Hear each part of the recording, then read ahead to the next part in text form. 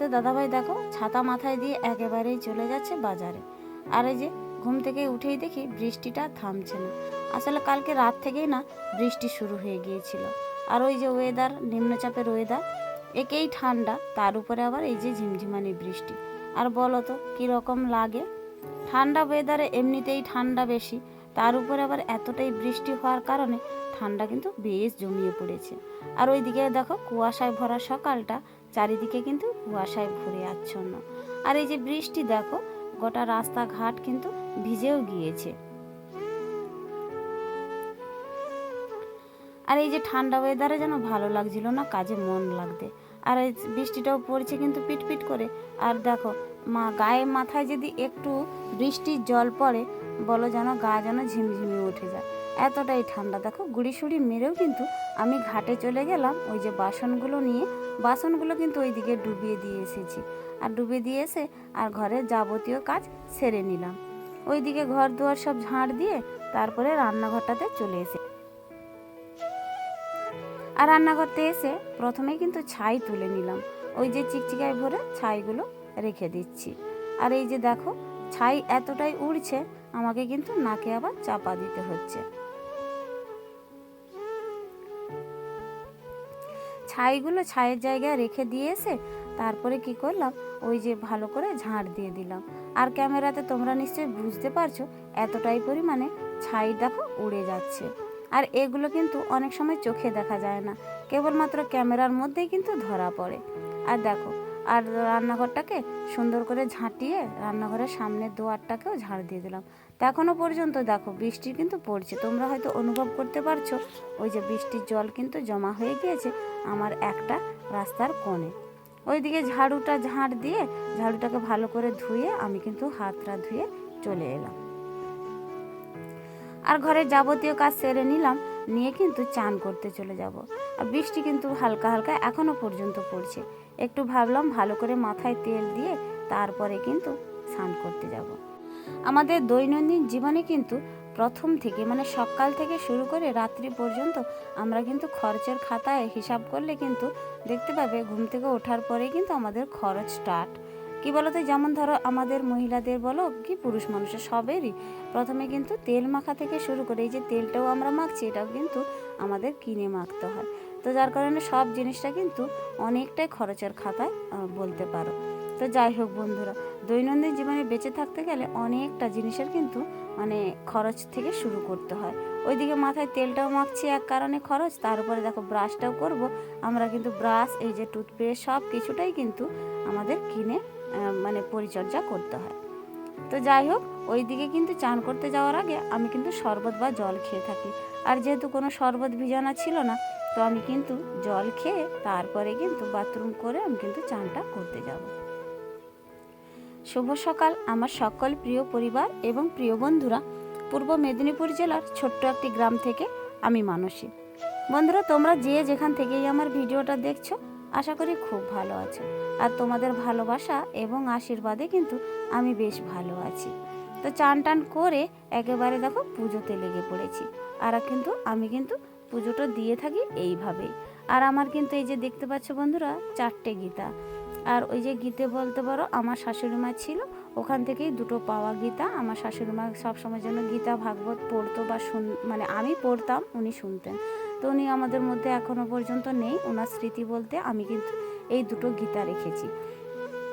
আর 2টো গীতা কিন্তু আমার কিন্তু মানে পাওয়া, মানে বলতে পারো আমি কিন্তু দানে পেয়েছি। আর গীতা আমাকে গিফট করেছে 2জন।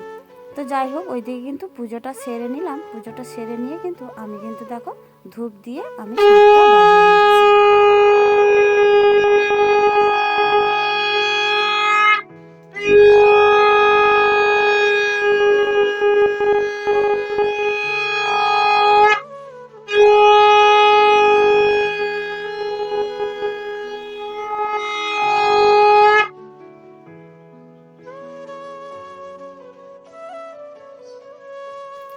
আর কিছু কিছু জিনিসের কিন্তু মানে স্মৃতি আমাদের সারা জীবন আঁকলে ধরে রাখতে হয়। এই যেমন ধরো আমি যে শাঁখটা বাজালাম না, ওইটা বলতে পারো আমার শাশুড়ি মায়ের কিন্তু দেওয়া। আর শাশুড়ি মায়ের কিন্তু ক্ষমতা বিশেষ কিছু না থাকলেও কিছু কিছু ক্ষেত্রে কিন্তু আমাদেরকে মানে আমাকে অনেকটাই হেল্প করেছে। এই যেমন ধরো হয়তো কিছুটা টাকা দিয়ে আমাকে সাহায্য করেছিল, আর তার সঙ্গে আমি কিন্তু টাকা লাগিয়ে আমি ওই শাঁখটাও কিন্তু কিনেছিলাম, কিন্তু ওনারই কিন্তু বলতে পারে আমি স্মৃতি হিসাবে আমি ওটাকে রেখে দিয়েছি। তো যাই হোক বন্ধুরা, ওইদিকে কিন্তু পুজো পার্বণ সেরে তো তারপরে কিন্তু আমি বিছানা গাদাটা ছেড়ে নিলাম। এখনও পর্যন্ত কিন্তু চাটা খাওয়া হচ্ছিল না। আর বাইরে কিন্তু ভীষণ বৃষ্টি পড়ছে, আর ওইদিকে কিন্তু বেশ ঠান্ডা। আর ভেতরে যেহেতু আছি আমি কিন্তু কোনো কিছু গায়ে দিইনি। এরপরে কিন্তু বাইরে বেরিয়ে যাব, আমি কিন্তু চাদর বা একটা কোনো টোল গায়ে দিয়েই চলে যাব। তো কয়েকদিন ধরে না আমার ওই সামনের চেয়ারটাতে অনেক জামা কাপড় জমেছিল, ওই যে কেচে কেচে এনে আমি কিন্তু রেখে দিতাম। মানে কি বলতো, আর কিন্তু মানে পাট করার মতো সময় ছিল না। তো আজকে ভাবলাম বাইরে যখন আমি যেতে পারছি না, বাইরে বৃষ্টি পড়ছে, তো ঘরের ভেতরে বসে বসে কিছু কাজ সেরে নিই। এই বলে কিন্তু ওই যে জামা কাপড়গুলো আমি কিন্তু ভাঁজ করে বসে পড়েছি।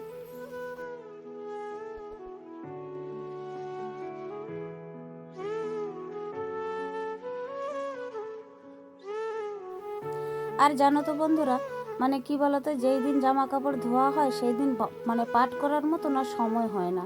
আর এ কাজ ও কাজ লেগেই থাকে, আর আমাদের মহিলাদের অনেক কাজ থাকে। আর যেহেতু আমাদেরকে বাইরে বেরোতে হয়, সেক্ষেত্রে তো আর কথাই হয় না। তো যার কারণে কিন্তু অনেক দিন পরে কিন্তু মানে এইসব জামা কাপড় ভাঁজ করতে বসতে হয়। তো যাই হোক, তোমরা একটু মানিয়ে নিও, আমি কিন্তু এভাবেই কাজ করি। তো ওইদিকে কিন্তু আমি জামা কাপড়গুলো যে যার জায়গায় সেটা রেখে দিচ্ছি, ওইদিকে সোয়েটারের জায়গায় সোয়েটার রেখে দিচ্ছি, ব্লাউজের জায়গায় ব্লাউজটাগুলোও রেখে দিচ্ছি। তাহলে কি হয় বলো তো, যখন আমাদের প্রয়োজন হয় তাহলে কিন্তু এক জায়গা থেকে আর অন্য জায়গায় খুঁজতে হয় না। আর যে যার জায়গায় সেটা থাকলে এটা কিন্তু চট করে পরে নিতে পারা যায়। তো যার কারণে কিন্তু আজকেই কিন্তু ফাইনালি সব কিছু আমি ভাঁজ করতে বসে পড়েছি।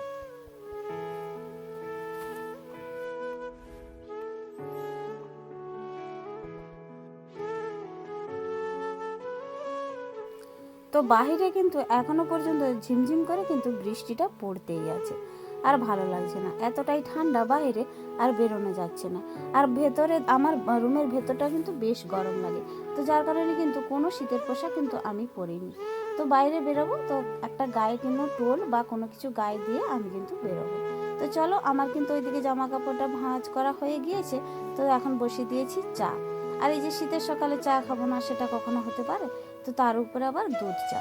আর জানো তো, এই যে চা ভীষণ খাই বলে না, আমার কিন্তু পাশের বাড়ি মানে দিদিরা বা অনেকেই অনেক কিছু কথা বলে, মানে এতটা চা খেও না। তো কি করব বলো, যেহেতু নেশা, তো নেশার উপরে আর কিছু মানে ছাড়ানো যায় না।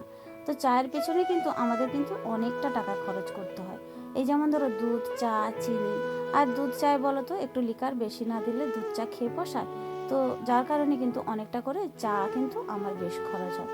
আর ওইদিকে তোমাদের দাদাভাই কিন্তু চা কিনে কিনে কিন্তু ভিখারি হয়ে যাচ্ছে, এটা কথা সবসময় কিন্তু বলে থাকে। তো যাই হোক, এটা না মেনেও আমি কিন্তু খেয়ে থাকি, যে যাই বলুক আমার পেট আগে। তো ওইদিকে কিন্তু অনেকটা সময় পরে তোমাদের সামনে ফিরে এলাম, এখন বাজে ঘড়ির কাঁটা কিন্তু 1:30। তো ওইদিকে কিন্তু রেডি হয়ে যাচ্ছি, আমাদের পাশের বাড়ির একজন মানে ছোট নাতির জন্মদিন উপলক্ষে নিমন্ত্রণ দিয়ে গিয়েছিল। তো যার কারণে দেখো দরজা কপাটগুলো দিয়ে এই যে চলে যাচ্ছি। বেশিটা দূরে না, আমারই বাড়ির পাশে। আর ওইদিকে কিন্তু আমার মেজোজা দাঁড়িয়েছিল আমারই জন্য একসঙ্গে যাওয়ার জন্য। ওই যে দেখতে পাচ্ছ রাস্তাঘাটগুলো ভীষণ কিন্তু মানে জল জমে আছে। আর এই যে আমাদের রান্নাঘর সাইডটা দেখতে পাচ্ছ, ওই রান্নাঘরের পেছনেই কিন্তু আমাদের যে দিদিভাই মানে নিমন্ত্রণ দিয়েছিল ওই দিদিভাইদের বাড়ি। তো চলো ওদের বাড়িতে গিয়ে আমি কিন্তু দেখাচ্ছি।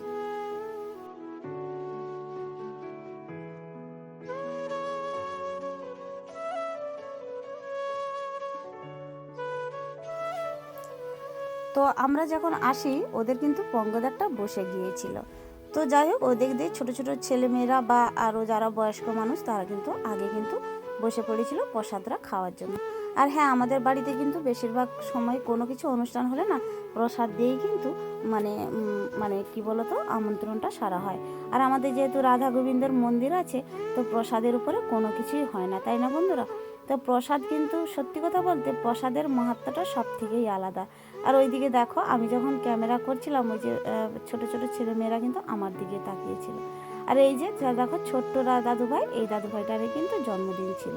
তো হ্যাঁ, তোমরা হয়তো ভাবছো আমরা কি খালি হাতে হাতে না হাত নেড়ে নেড়ে চলে এসেছি নিমন্ত্রণটা রক্ষা করার জন্য? না, একদম না। তো কি বলতো, ও মানে আমাদের তো সেরকমই কিছু কিনতে যাওয়ার সময় হচ্ছিল না, তো আমরা কিন্তু পয়সাই হাতে দিয়েছিলাম। তো যাই হোক, বাচ্চার জন্মদিন উপলক্ষে এমনি এমনি খাওয়া যায় না, তো এই ভেবে কিন্তু আমরা চলে এসেছিলাম। আর ওইদিকে দেখো খাবারের মেনুটা হয়েছে, ওই যে শুক্তো হয়েছে, আর ওইদিকে হয়েছে হেঁচো, আর একটা পাঁচ মিশালি সবজি হয়েছিল, বেশ সুন্দর খেতে হয়েছিল। আর সঙ্গে ছিল পনির, আর ডাল, চাটনি, পায়েস, পাঁপড় এসবই তো ছিল।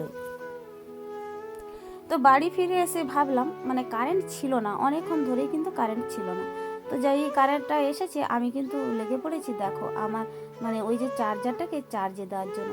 আর আমি বুঝতে পারছিলাম না, আর আমি কিন্তু বেঠে সেটে মানুষ, আর দেখো এতটাই হাত পাচ্ছিল না। তোমাদের দাদাভাই কিন্তু আবার বেশ এই এই কাজগুলো ভালো করে। আর ওইদিকে কিন্তু একটা দড়ি ঝুলিয়ে দিয়েছিল ওই চার্জারটাকে কিন্তু ঝোলানোর জন্য। কি বলতো, রাখার জায়গা ছিল না, আর আমি কি করলাম, একটা চেয়ার নিয়ে এসে ওই চার্জারটাকে কি করলাম বেঁধে কিন্তু চার্জারের সঙ্গে মানে কারেন্ট সেট করে দিয়েছিলাম।